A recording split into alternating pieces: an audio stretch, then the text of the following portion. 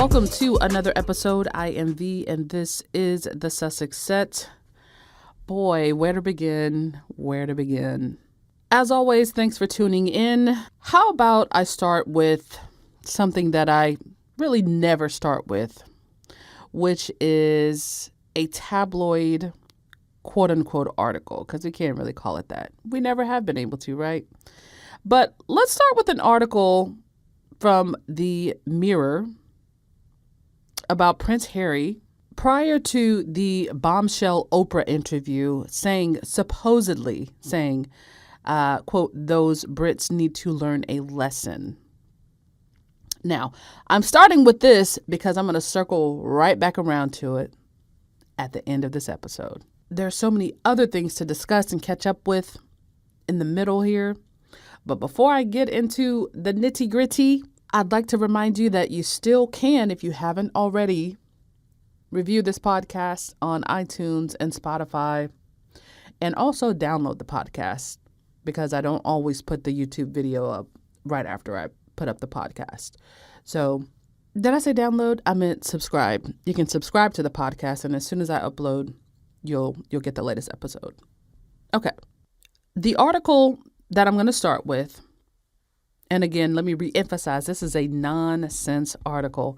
However, I'm starting with it to highlight just how desperate the tabloid media is in England, as well as how desperate the royal family is, because it is articles like this that Harry and Meghan have been subjected to the entire time they've been together that would otherwise destroy them if they didn't have a platform of their own. Rather destroy their reputation, but maybe even them, because we saw what it did to Princess Diana. But anyway, the headline reads, Prince Harry insisted, quote, "Those Brits need to learn a lesson" ahead of the Oprah interview. Mind you, the Oprah interview happened before Philip died. Now, both Philip and the Queen have passed on. So we're not talking about anything that happened yesterday, which, by the way, the quote in and of itself, "Those Brits need to learn a lesson," it actually goes against what Harry said in the Oprah interview about the British public. He said, which I vehemently disagree with him when he said it, as I was watching and later on the timeline, he said, "I don't believe the British public is racist." I personally disagree. That's just like me saying I don't think the American public is racist. I think it kind of is. But he actually complimented his countrymen. So that deals with that part. But then also, the subheadline of this article reads, "Harry's pointed remarks illustrate his continued grievances toward the royal family." Sources say as the firm braces for the release of the bombshell Netflix documentary, Harry and Meghan. I mean, because that's what this is really about, right? So articles like this, at this particular time, the Sunday before the documentary and all of its parts are released on Netflix, for the world to see. Because Netflix, you can say what you want about Netflix. Oh, they're losing subscribers. Oh, they didn't see profit in one of their quarters, et cetera, et cetera, et cetera. Netflix still has wildly successful shows, right, that people watch. And so they still have their subscriptions. I don't really care how they said they were going to cancel when Harry and Meghan got this deal that they got years ago. But this one right here, I think it would be similar to what, now I'm not saying it's going to do numbers like Stranger Things or like Wednesday or things like that, but it's going to be equivalent to what CBS received from having Harry and Meghan have exclusives on their network, specifically for the interview. But then also right after the interview, we saw a couple of things that carried over into their morning show. It's going to bring a lot more people onto their platform, people who didn't have subscriptions. And then those who have subscriptions, which I've had Netflix for years, are going to watch it. And this is the world over. They have successful shows like The Crown. And so it's like people are going to watch it. And this is, I think, the thing that they have been most afraid of. This and the memoir. Now, this article in the Mirror, it's pretty much a great big old nothing burger. All it does is say pretty much what the headline is in it, but the purpose of the article, what the headline states, which is that supposedly Harry said those Brits need to learn a lesson, which doesn't even sound like him, if we're being honest. But the purpose of the article, right, is to just go that extra step to trash Harry so that you can turn as many people against him and them. Meghan, I feel like that part is already done. Like they have whoever they were going to get to not like Meghan or dislike Meghan, even though they might have previously been a fan of hers. They've already won those people over. Cool. But Harry, they're trying to get people to hate them, like people in the public, not those who are monarchists, not those who are, in the aristocracy, not the, royal family and tabloid readers. We're talking about the people in the middle. They're trying to make it so that Harry is seen as trashing the entire country, right? I mean, like you want to end these people. But it's a last ditch effort. It's a desperate attempt to. It's kind of similar to what they were doing before the Oprah interview, actually. It's the way that they kept talking about, oh, well, how could you do this to your grandfather and your grandmother? Your granddaddy is in a hospital. How could you do this to your family? Listen, we just live in our lives. But this article demonstrates the depths to which the tabloids and the royal family are willing to go. And I say the royal family because they work in tandem. They are symbiotic. It's a symbiotic relationship. One needs the other to survive in a way.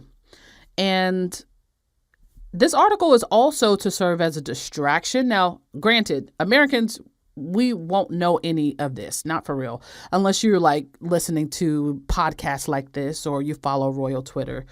This is for people in England, right? This is for royal family lovers, but people in England who might come across this. This article is serving also as a distraction from the flop Boston visit, from Skull and Bones, from Will and Kate. It's serving as, or trying to serve as a distraction from what happened right before the Boston trip, which was where Lady Hussey kept asking the lady from Sister Space in Ngozi, where are your people from though? I was born in London, but where are your folks from? What part of Africa did y'all come from? That, okay? How racist, by the way. I hadn't even talked about that, but how terrible, right? Trying to distract the folks from who they really are, but then also who Harry and Meghan are about to show you who they really are. Meghan in Variety has talked about how this docu-series is in part about their love story. And really, a lot of the images that were shown in the trailer, it was about them just literally loving on each other. But then there's also that picture of Kate and Will and Camilla in the front row that was included. That same engagement, Camilla was mocking Meghan to Kate. Things that most folks don't know, but that actually happened. And so I wonder if that's why they actually included that picture. But then also it ends with Meghan saying, when the stakes are this high, doesn't it make sense to hear our story from us? And then there's also a shot of her crying. Y'all are really afraid. Y'all didn't expect this. It was only rumored that they were going to be doing a docuseries. And then suddenly it was, it's going to be released in December. And bam, here's the trailer. Okay. Well, you shouldn't have been racist. You know what I mean? So you trying to trash Harry and saying, well, he said this about the British people. He wants to teach you guys a lesson. He has a vendetta against you guys. That's pretty much what they're saying. At this point, you've already played your hand. We realize, what this is and what you're attempting to do. And so then, actually, right before I recorded this, I came across a series of tweets from Carly Ledbetter, who you may follow her, HuffPost journalist, and she tweets a lot about, kind of what Harry and Meghan have going on. She does a lot of other royal stuff, but mostly I only see her tweeting about Harry and Meghan. Well, she released her statement from the Duke and Duchess of Sussex in response to this article. And it says, quote, exclusive. In response to a story by The Sun. Oh, so it was The Sun. I must have just come across the one from the Mirror. But, it's all trash, right? But in response to a story by The Sun claiming that Prince Harry told a friend, quote, those Brits need to learn a lesson ahead of the Oprah interview last year, the global press secretary for the Duke and Duchess of Sussex tells me that this is a baseless hit piece masquerading as journalism. This story is riddled with inaccuracies, not least of which is a quote erroneously attributed to Prince Harry, the spokesperson adds. To accuse a man who spent 10 years serving his country of wanting to teach that same country a lesson is not only an attempted distraction, but an unfortunate and predictable tabloid strategy. To pit him against his country is shameful and manipulative, especially when Prince Harry has never spoken ill of the British public. End quote. Period. He's never said anything bad about British people. Harry seems to be the only royal, and to be honest, I don't really know of any royals speaking ill of the British public, because it wouldn't behoove them to do that given that they are tax funded, right? But yet you got people like Lady Hussey treating the British public like they're shit when they are black and or brown, right? They treat people in ways that are consistent with how they actually view them, but they don't go on the record and say anything ill about the British public because that just wouldn't make sense. Even Prince Harry, though, even by the time he was doing the Oprah interview, he wasn't tax funded. They had left. He had been living in America for a while. At this point, he's a homeowner. At this point, he's paying taxes in America. All right. Not being tax funded by the British public. But he's still in the Oprah interview said, well, I have plenty of faith in the British public. It's just that the tabloids feed them trash. And he said that, when he gave a speech at the Well Child Awards, people were saying it was very similar to when Diana gave one of her last public speeches in terms of the work that she would do for the royal family and how that was coming to a close and why it was coming to a close. Harry was speaking about how he needed to protect his family and that's why he needed to step away. But someone came up to him and sold him that, please don't do this. They're going to ruin your life. People are racist. And Harry said, no, I don't believe the British public is racist. I believe the tabloids are racist, or those who, have their hands in the way the narrative can be shaped for the British public. I believe they're racist, but not the British public.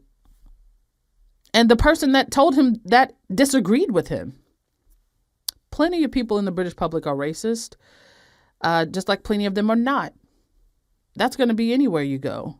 But it would have been easy for Harry to agree, and he chose not to. So this right here goes against how he's actually lived his entire life. I thought that was a brilliant statement by Harry's spokesperson, because it shows that the tabloid folks are in such a bubble that they don't realize that when they put out things like this, at this point, the public has already decided who they are in support of, whether they're in support of the royal family. It's not that they have to choose. I don't think that's the case either. But, at this point, they're so different that most people have chosen. So you're not winning anybody over by saying this, because they already know that you're just throwing anything toward the wall to see what sticks. That's what this is. But I got to say, sometimes it is still so surprising for me that they continue to do this thinking that it will work. Thankfully, it doesn't impact Harry and Meghan the way that it used to. Like, you think about the lies that were told on Meghan that we've talked about on this podcast repeatedly. Like, the audacity to make up things about people. But when Harry and Meghan were in England, it was far more dangerous because they were there. They were literally trapped. Like Harry said in that Oprah interview, since we're talking about the Oprah interview, they were trapped. Everybody else was trapped. Will and Kate, they're still trapped. They might be able to go to Boston and flop, but they still got to go back to England and continue to flop full time. But Meghan was trapped. So when the son or the male say that she bullied Kate, that's another attempt to get the British public to turn against someone that the tabloids is trying to convince is so unlike you. So many lies were told about them. But now Harry and Meghan have their own power. They have their own platforms. And the other thing, too, that the royal family and the tabloids simply can't cope with, and I want to get into a little bit in a moment, is how their platforms support them.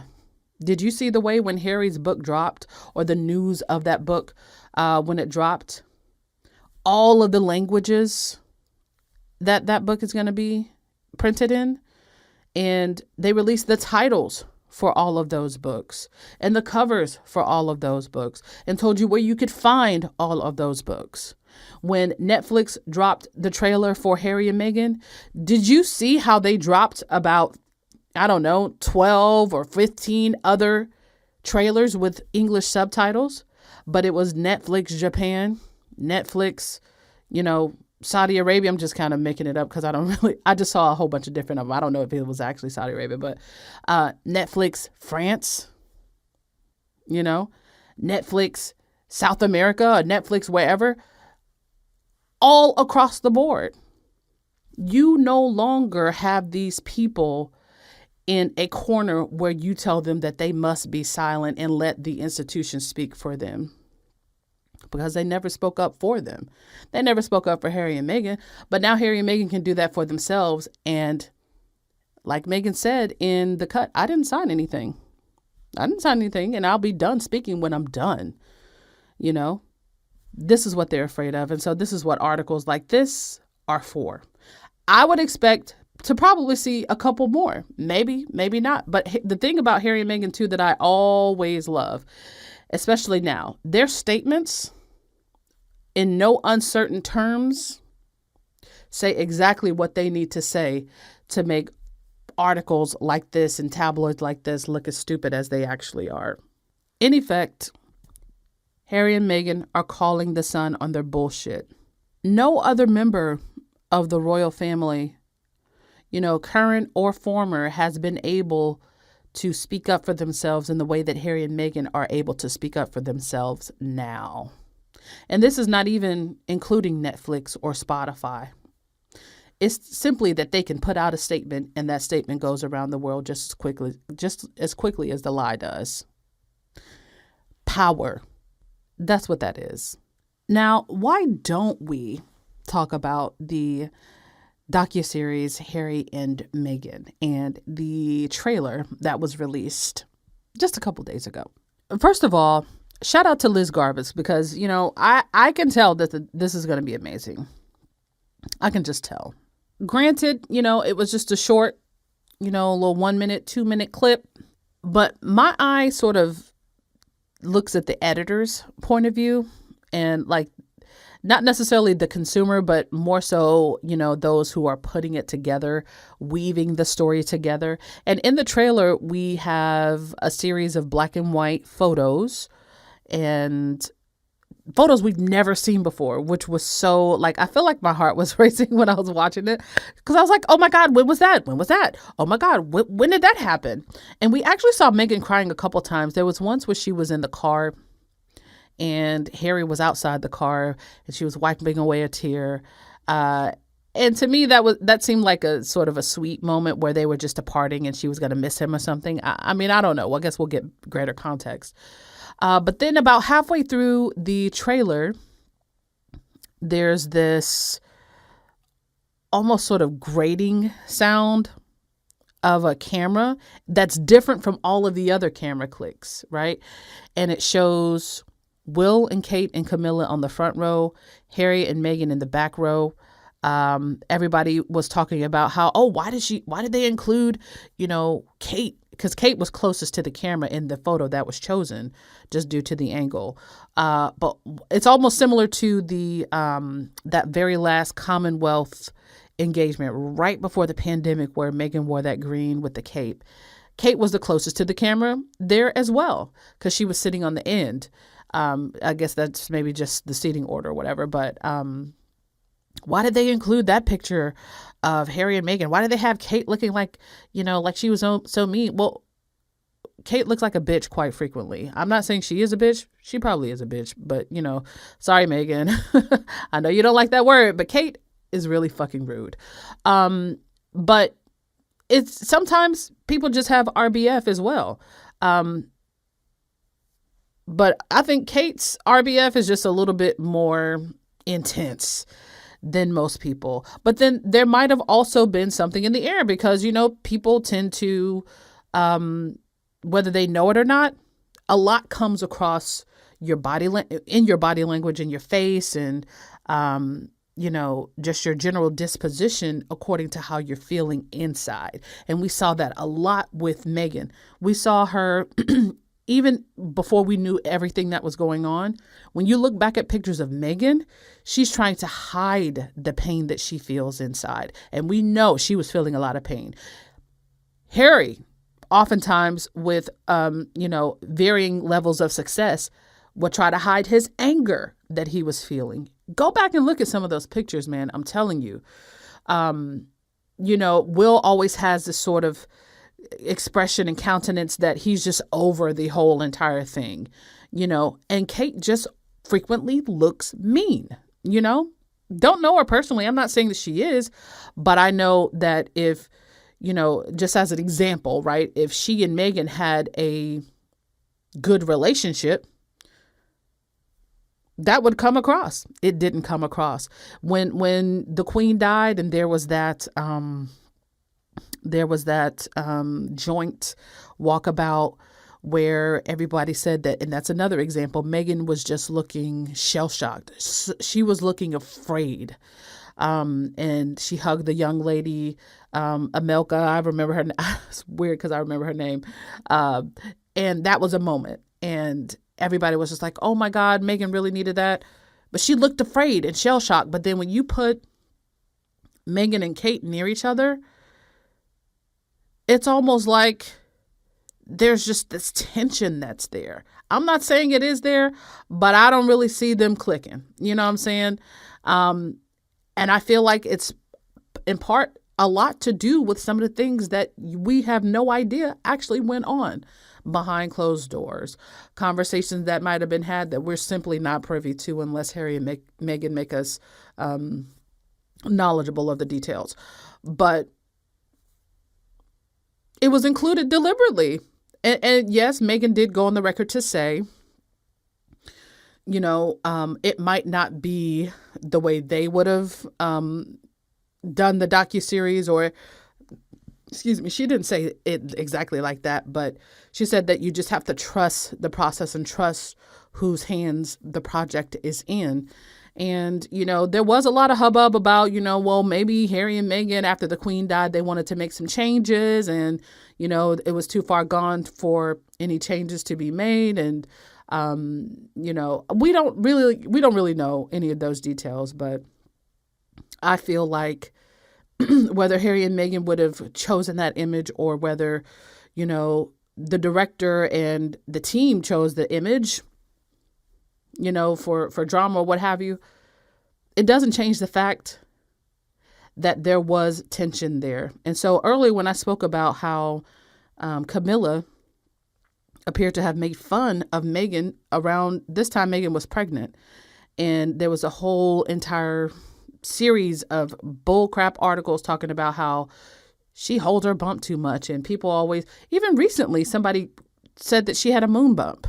And her children are toddlers now, toddlers and older, questioning whether she carried her child, always talking about how it was so annoying that she, cradled her bump. Well, at that engagement, that was a Commonwealth church service or something. And After greeting the people coming in, of course, Meghan is holding her bump.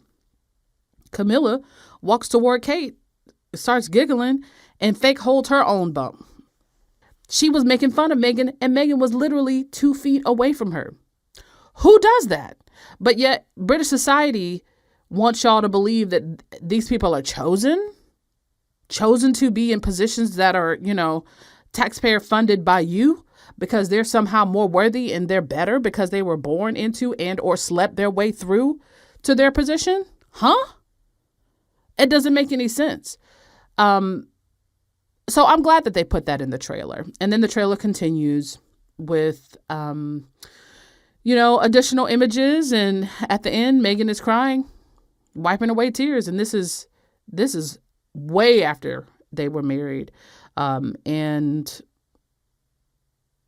finally, it just ends with Meghan saying, it makes sense to hear our story from us. So everybody went on and talked about how this was deliberately put out by Netflix to overshadow the Cambridges, who, mind you, had just been booed by the Boston Celtics the night before. And I want to briefly talk about the Earthshot Prize, just kind of give a summary of it, but particularly in context of Harry and Meghan. So we know the whole reason that they came to America is to further their brand over here, because they know Harry and Meghan essentially have an embargo as the royal family goes. I mean, if you notice, ever since Harry and Meghan came to the United States, we've seen a few people come over here. Princess Anne has been here. Sophie has been here at the UN. When the Queen died, Will and Kate were supposed to be over here, but they canceled that because, mourning.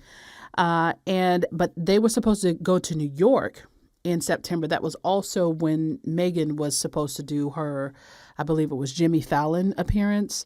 And can I just talk about how I love the fact that, by the way, Meghan was also supposed to be at the UN as well. And we know that her history with the UN goes way back. But I was going to say, I love the fact that whether Harry and Meghan deliberately attempt to overshadow Will and Kate, especially when they're trying to come over here and further their brand or not, it doesn't matter. But now, that was going to be the narrative back in September when what's-her-name was at the UN and Meghan was on Jimmy Fallon. Oh, well, look at Meghan. Of course she scheduled this because, they were there, but that didn't happen again. The Queen died. But you notice that the royal family is trying to increase their visibility to Americans. When it comes to the world media, Americans kind of dominate, and I feel like the British media has a lot of things with regard to British media and influence has kind of been tamped down after Brexit. America's media is so huge and influential, and it goes across the world so much quicker a lot of times than British media. So they're trying to take advantage of that. Harry and Meghan, they have that. They have it in the bag, basically. And so this is where the whole Earthshot Prize comes in. This is why Boston was chosen as the city to follow up from their first Earthshot Prize, which was in London last year. So they came to Boston.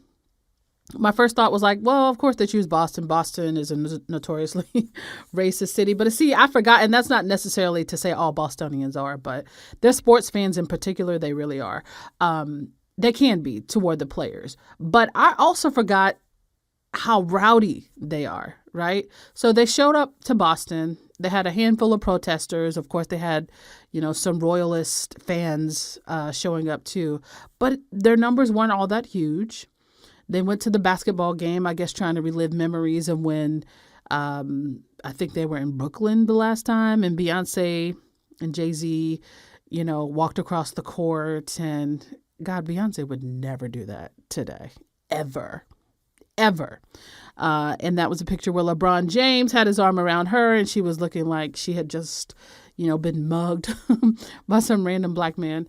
She really looked afraid, but I guess they're trying to relive memories of going to basketball games, but this time they were booed. There were some cheers. But these days, girl, to keep it 100, we really don't have any respect for the royals over here. And, back in 2000, the early 2000s or the 2008, when they came over here or whenever it was, I think it was a little bit less of a thing that we so vocally express our distaste. But you got to think all the things that have happened since then, namely Andrew. We hate his ass over here. We love Princess Diana, but since they visited here and now, back then and now, the crown has happened. An American married into the family, and we see how they treated her. And also we have the best prince. So it's kind of like we really don't have much use for the other one. So they found that out real quick. And I love that for them. And then it turns out that the Earthshot Prize didn't even invite the so-called winners. And so we see that the prize itself, and I don't know that this necessarily filters down to the rest of the public, but the ceremony itself is really just a show for Will and Kate. And it's so transparent. But I think that's something that seeps to the rest of the folks who are looking on, is that nobody actually gets anything from it except for pictures and superficial types of things like that. So I saw a couple of publications, including the New York Times, writing about Will and Kate's visit. And it went something to the effect of Will and Kate visited Boston. Whatever. You saw different people who actually hold positions in townships in Massachusetts saying, look, we didn't invite these people. I'm sorry, the certain entrances are blocked. Look, we didn't invite them. I don't know why they're here. And I think that was the overall feeling. Why are they even here? It would be different if it was a state visit. Why are you here? So that was the takeaway. But then that's when the trailer dropped for the first trailer. And by the way, I started recording this yesterday, Sunday. It is now Monday. And the second trailer dropped. And I'm going to talk about that. But the first trailer, of course, they have to point to that as a scapegoat for why they're failing when they just fail by default. They were supposed to meet with Caroline Kennedy, and she was supposed to be involved in, I guess, the events. And she just happened to show up like in not joggers, I guess joggers, but tennis shoes and like a windbreaker jacket. Like she just came from a run. And there was some pictures where she was dressed in a black dress and her son was there, but it wasn't really anything that was really out front there. And the only pictures that I actually end up seeing were of her son basically trolling Will and saying that he was standing there like William. I can't remember who posted that, but I saw that on Twitter.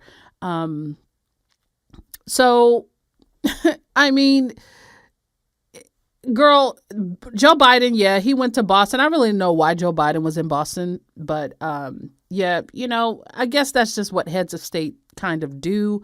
William is not a head of state, but eventually I guess he will be. Biden is a head of state, and plus they just met at the Queen's funeral. And I guess they met before at like something where the Bidens went over there. I think it was for like G8 or something, or COP something, but I can't remember what it was, but it was where Kate was trying to actually speak as if she was an expert on early childhood development when really all she did was mumble. Then so they've in the last couple of years have been meeting whatever, and it's fine. It's like I wouldn't expect anything less, but that being said, it didn't turn out the way that they thought it would, and it just goes to show how little this idea of royalty and how little it matters, one, but then also how it is kind of falling out of favor with a lot of folks. And American in particular, like we're interested in kind of looking at royalty to kind of see like the gossip aspect of it, but we don't necessarily want that for ourselves, and we don't really respected, especially when in this day and age, a lot of the indecencies that take place behind closed walls and somehow make its way out, depending on how salacious it is and how interested folks are, that shit travels fast now. And so when we hear about Andrew, when we see Ghislaine Maxwell and Epstein sitting in the Queen's cabin, when we learn about, Jimmy Savile, and that is a documentary that is also on Netflix. When we learn about, Lord Mountbatten and how he and his wife, assaulted and basically fondled children, girl, these are y'all's people. We don't have any respect for that. We don't. And just because you call yourself royal doesn't mean that you actually are better than anybody. And at the end of the day, especially in Boston, girl, though, let me tell you something about Boston. Boston may have its racial woes every once in a while, but let me tell you something about Boston. Boston is a very patriotic city. And so it did not surprise me at all especially when you look at, English royals and, you got the whole history with the Boston Harbor and, the Revolution and what's his name? Atticus. The black guy that got killed. Crispus Attucks. There we go. I was going to say Atticus Finch.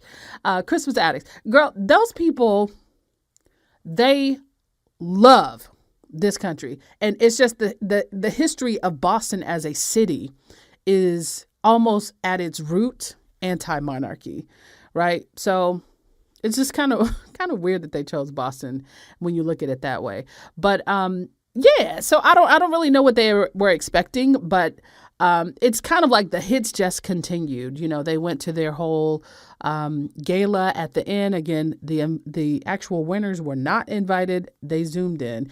But the celebs were, flown in. And I guess that's a thing. Kate showed up in a green screen, and ultimately nobody cared when they left. And maybe that's the good thing. The good news is we don't care. So you don't really lose points over here. But the bad news is we don't fucking care. So you don't gain them either. And that was your whole goal. So that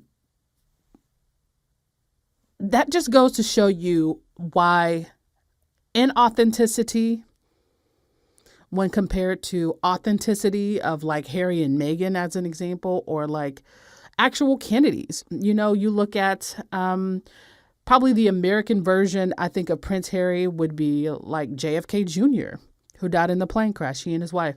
Authentic people.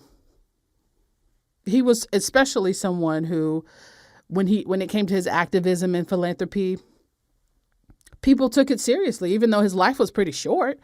And he was passionate about it, and people admired him for it. William, I think he's just trying to increase his visibility. Kate's also trying to do the same thing, because really at this point, Harry and Meghan are running away with it. Harry and Meghan effectively have the traction in America that Will and Kate desire. And that ultimately brings us right back to the Netflix trailer. Now, I knew when that trailer came out that because Harry and Meghan garner so much attention no matter what they do, especially if it's something that is televised and or streamable, that would not be the first trailer. That would be one of the trailers, especially a week ahead of when it's going to be released. They do this for major things like The Crown. If you notice, every time they release a season of The Crown, there's always a couple of different pieces of content that they're putting out ahead of the actual premiere for the season. But the first trailer, though, it was very beautiful. And again, it had a lot of people talking about, well, I thought they wanted privacy. Why are they sharing their private moments? And if you notice, and I'm not really going to go into that because everybody knows the difference between what Harry and Meghan said they wanted and what people are making up about what they said they wanted and what privacy means. Like, I'm not going into that. But if you notice, that is one of the refrains that it's sort of a distracting tactic because they know that Harry and Meghan didn't say that they don't want to share intimate parts of their life. Meghan said in the Oprah interview, it's not like just because I show you a picture of my kid that I will let you rummage through all of my photos in my phone. These people know the difference, but that's one of the main things that they keep repeating. If you know it, they repeat it across all platforms. So whether it's social media, and whether it's, Royal Rota journalists going on their respective platforms and repeating the same refrains. It's almost like they go to a meeting and say, here are the talking points. Go ahead and go at them. You know what I'm saying? And so it's that, just like kind of how they did with the 17 lies. There weren't 17 lies in the Oprah interview. That was just something that y'all decided to run with. And by the way, nobody has ever debunked these so-called 17 lies. In the second trailer, what was the thing that all of the royal reporters and all of the Harry and Meghan critics went on TV and went with? Suddenly, everybody was talking about, quote unquote, the stock images or like the certain clips that are clearly edited to create an effect, not technically being when they were harassed. Like, for example, when Harry and Meghan were in South Africa and it showed a still, that's the one I keep seeing just cropping up on my timeline from different royalists and royal reporters. And Meghan was holding Archie and they were going to walk up the steps to meet Archbishop Desmond Tutu. Well, that wasn't a moment when you were being hounded by paparazzi or being harassed, or when they were when they were still engaged and they went to that radio station in, I believe, Brixton. Oh, well, you weren't being harassed then. What do you mean? No, it was to create an effect. And these are people who are supposedly in this industry, but deliberately going on public platforms to mislead the public and also to try to cast a negative light on Harry and Meghan. But more than one of them are doing it. Over and over throughout the day, that's been the response to the second trailer. And it's like, if that's all you have, and you don't have anything to say in terms of the words that are being spoken when it comes to Harry and Meghan about to tell their story in 6 whole parts in front of the rest of the world, then you are basically admitting defeat. You know that the documentary is on. The next Netflix deal is on. It is rolling, and you're about to see it in motion. And so if the first trailer had them shook, then the second trailer has them crying. Crying, I believe the phrase is crying and throwing up. They're crying and throwing up over in England right now, because you're going to wish your biggest problem was that you're being overshadowed. They wish that they could go back to references being made in the Oprah interview. They wish they could go back to Meghan making references and allusions in print articles. Liz Garbus has your number. Now, Meghan did say that, again, that it's in part about their love story and how they want that to shine through ultimately. If the trailers are any indication, it's going to be about their love story, which can be seen very clearly in the first trailer, and about how they had to actually fight to fight for their relationship. Meghan literally fighting for her life. In the second trailer, we see all of the obstacles that were put in their way. We see how Meghan was essentially hunted. And so that's the tone of the second trailer. But in the first trailer, did you notice how after the first trailer, so many anti-Black girls were in their feelings, and I just noticed this. I haven't really spoken about it or really tweeted about it, but what made me think about it was how more than is typical, folks who would say, oh, well, I'm a Meghan fan, but why doesn't she just stop talking about it? You know what I mean? Are saying that after the first trailer, because I feel like it's something about seeing Harry, and we already know Harry is the fine brother, right? Seeing this man in intimate photos with his wife as they're growing their family. Love on that woman, right? In their, black and white style, which they love those black and white photos. Love on his wife. Seeing that, like, it's one thing to know, and it's one thing to know they're married, but like to see him actually in the act of loving his wife, holding his wife, kissing his wife, playfully, just taking selfies with his wife, got a lot of the girls in their feelings. So I thought that was interesting. But then I also thought about how after this documentary, or maybe during it, because we're going to get it in two parts, over 2 weeks, I think Harry and Meghan fans probably should brace for pushback in places where they hadn't ordinarily seen it. And I'm speaking of, like, for example, The View. Now, again, we don't know really what all is going to be shared in this docu-series, but not just The View, but folks who otherwise would have been vocal in their support for Harry and Meghan. There's going to be a lot of folks who I feel suddenly decide that, okay, they're tired, or they don't want to hear about it, or they feel like they have heard about it, which that would be wrong to think, because if you notice with Harry and Meghan, they don't share the same information twice. Harry might say some of the same things in terms of, the same refrains, like I had to protect my wife, talking about the way his mother was hounded and how the press treated her.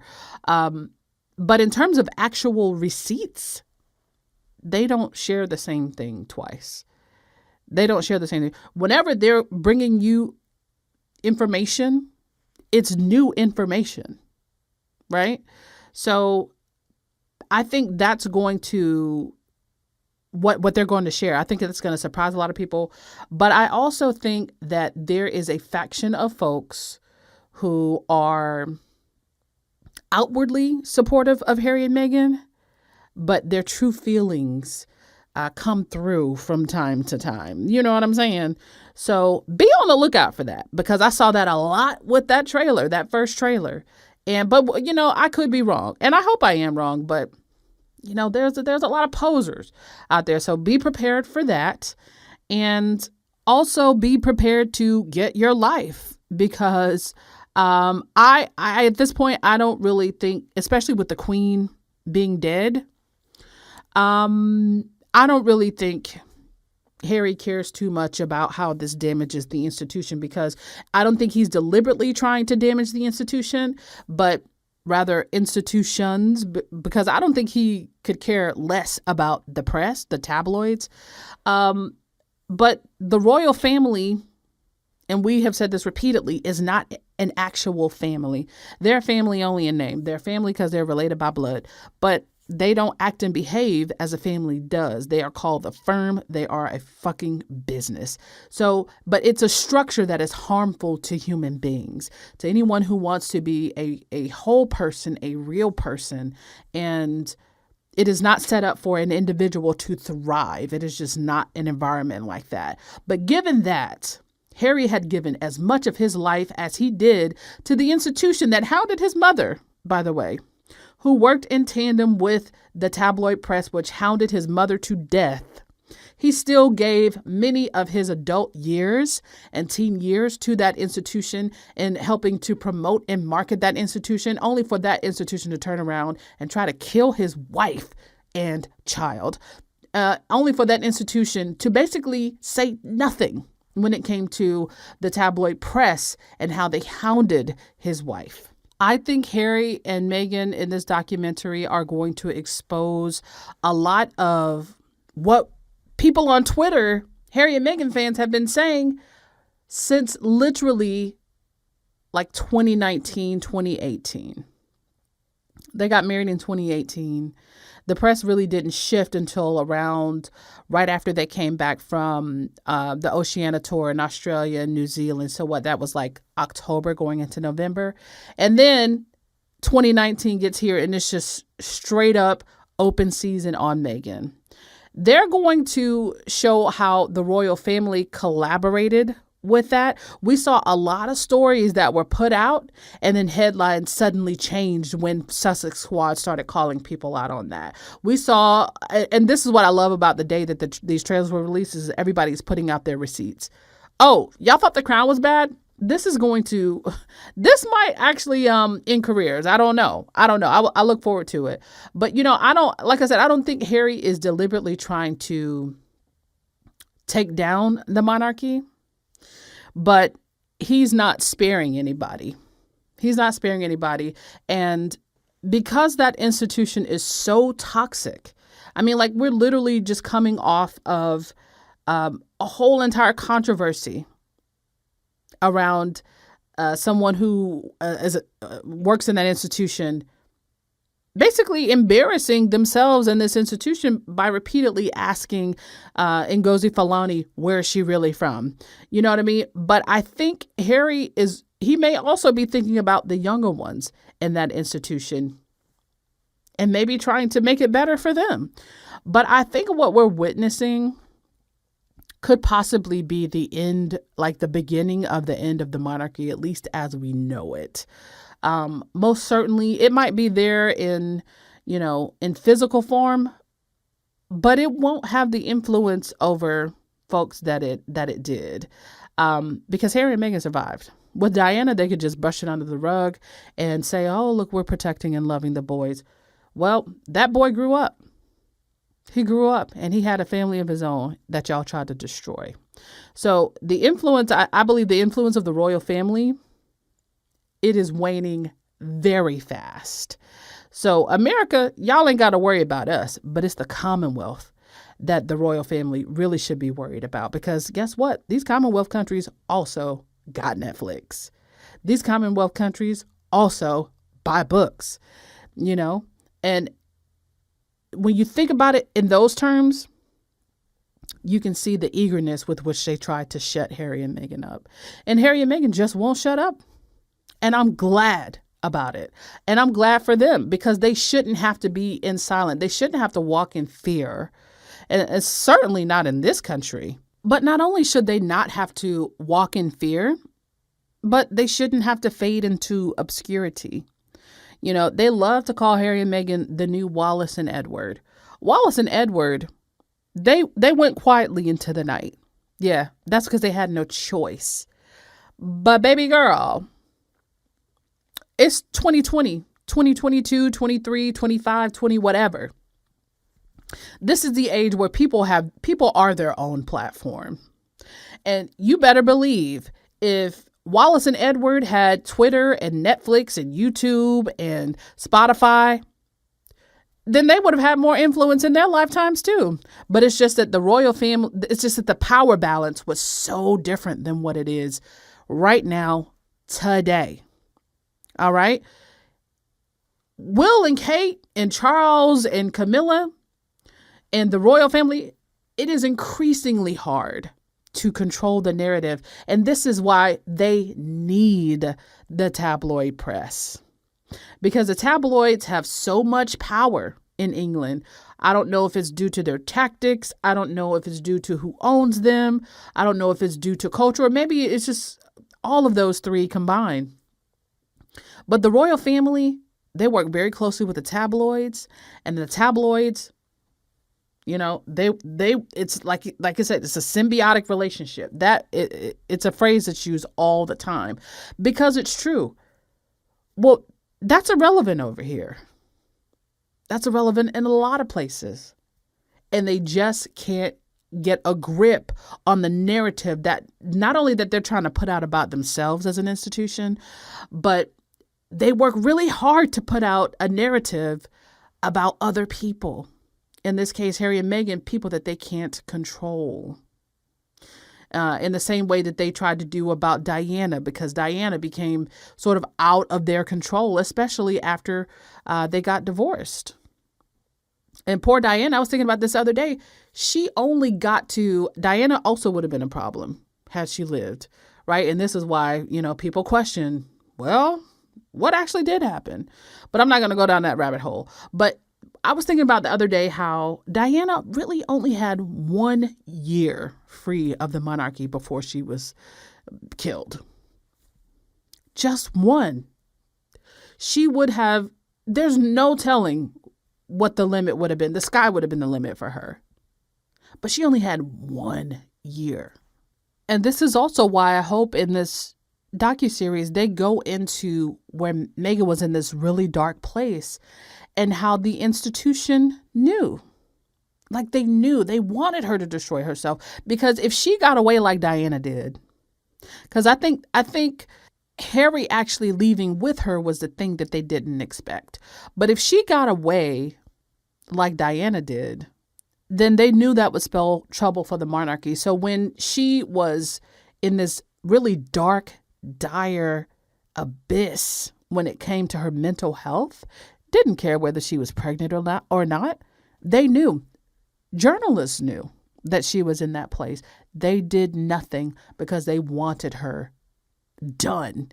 They wanted her over and done with. But the fact that she and Harry are a team, they escaped, and they're not being quiet, it spells trouble. It spells trouble for the monarchy. Yeah. And again, they might exist in the world that we live in. But I think it would be worse to exist and call yourself royal and everybody hates you than to just be a private citizen. Because see, now the world is making a mockery of you. And if the Queen's death was any indication, my girl, because there was no respect for that lady, not for real, around the world. And the way that the filter was just gone from that. Oh, we would love to roast you while you live in too. So, plus, a lot of what protected the monarchy up to this point was the Queen herself. Now Charles is there. His mistress is his queen, and bullies are next. It's like, at this point, it's becoming a clown show, and I don't know that they want that either. So they're going to have some serious questions that they need to be asking about their existence. I don't understand why at this point they haven't, again, stopped focusing on Harry and Meghan and focus more on how they can make themselves more useful. And it could be the fact that they're just not confronting the fact that no one has use for a monarchy at all, like in any regard.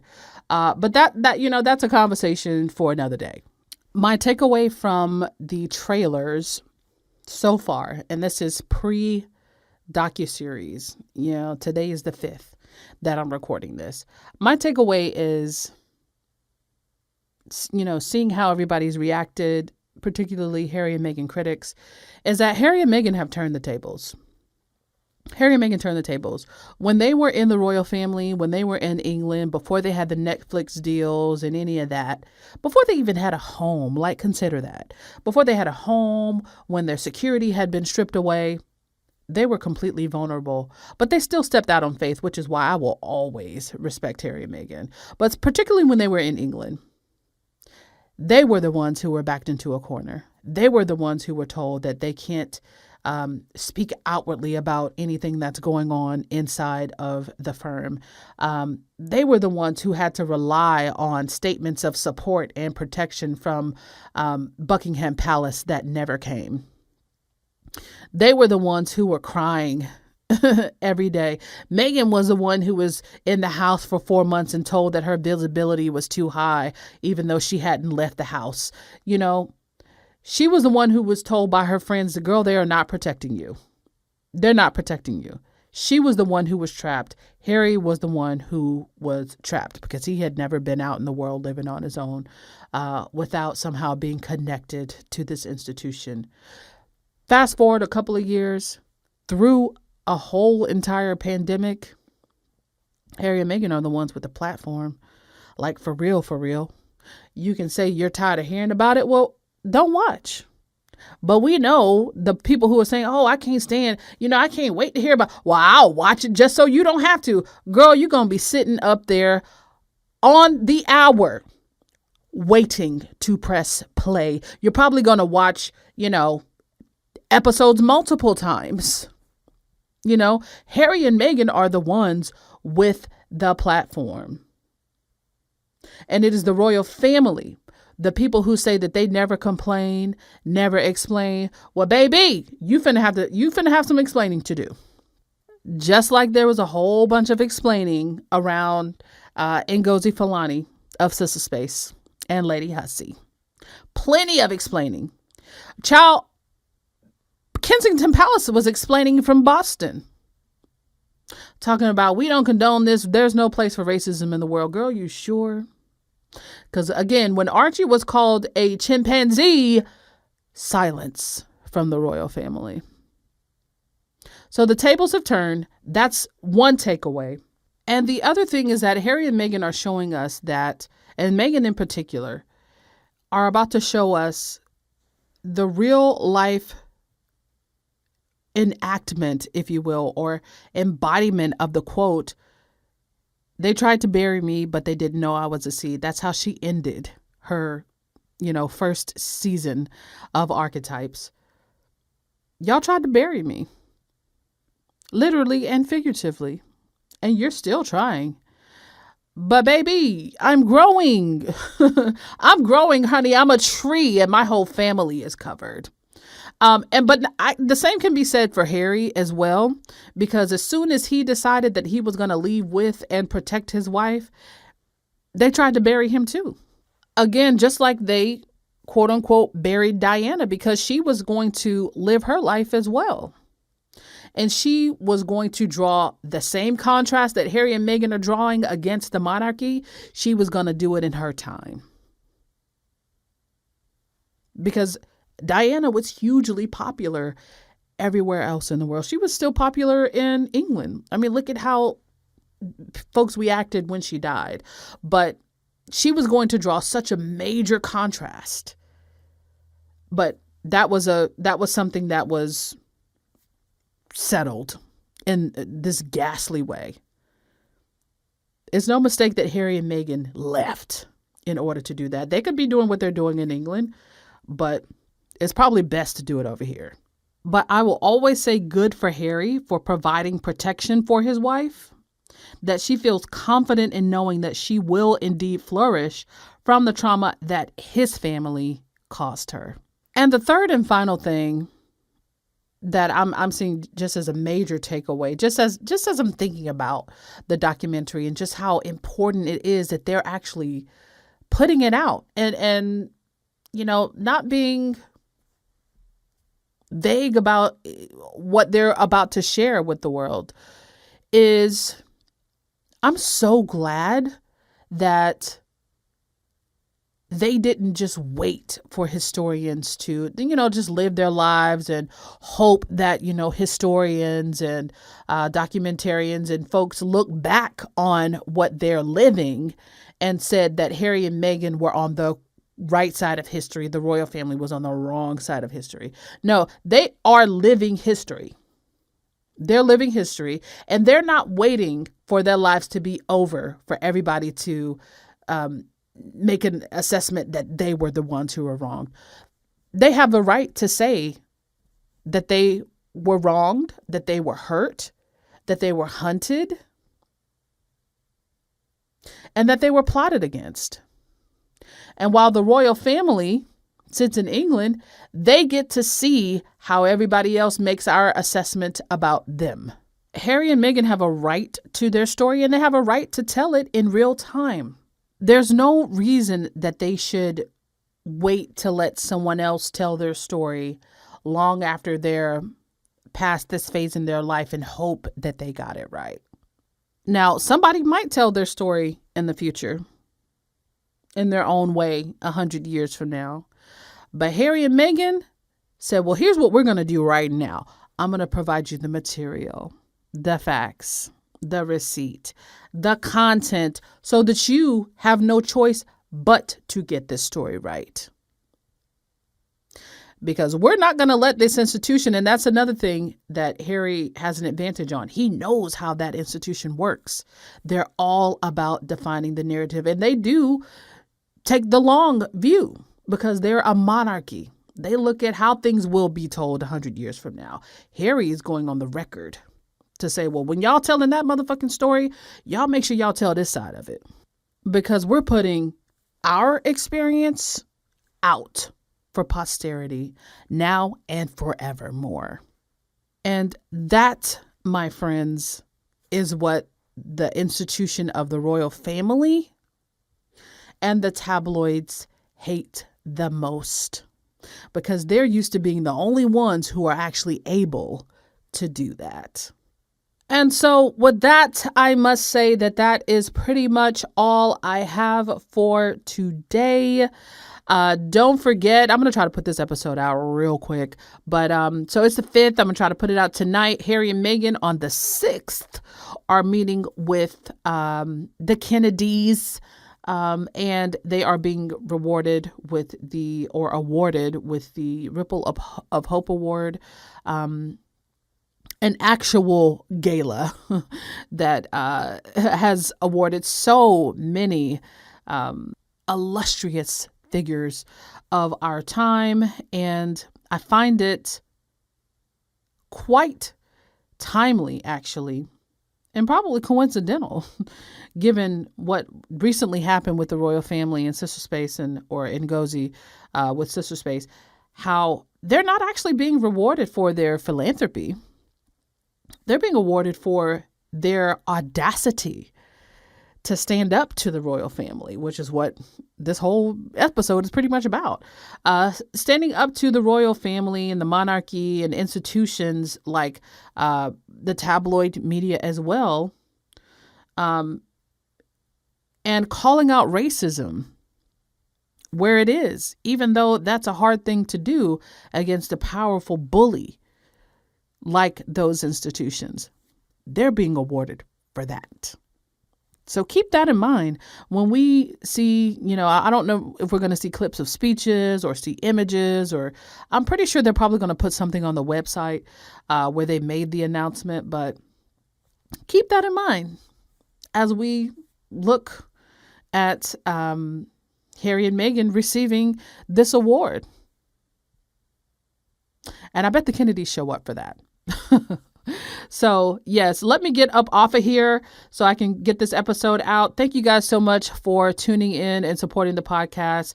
Again, remember, you can download or subscribe to the podcast in case you're not on YouTube, because I don't put the videos up all the time right away. And you can find me on all of the places: Twitter, Instagram, TikTok. I may not post all that regularly. Sorry.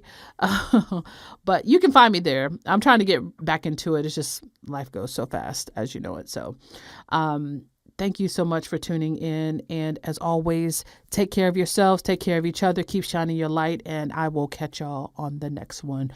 Peace. I'm a bad bitch. You can't kill me.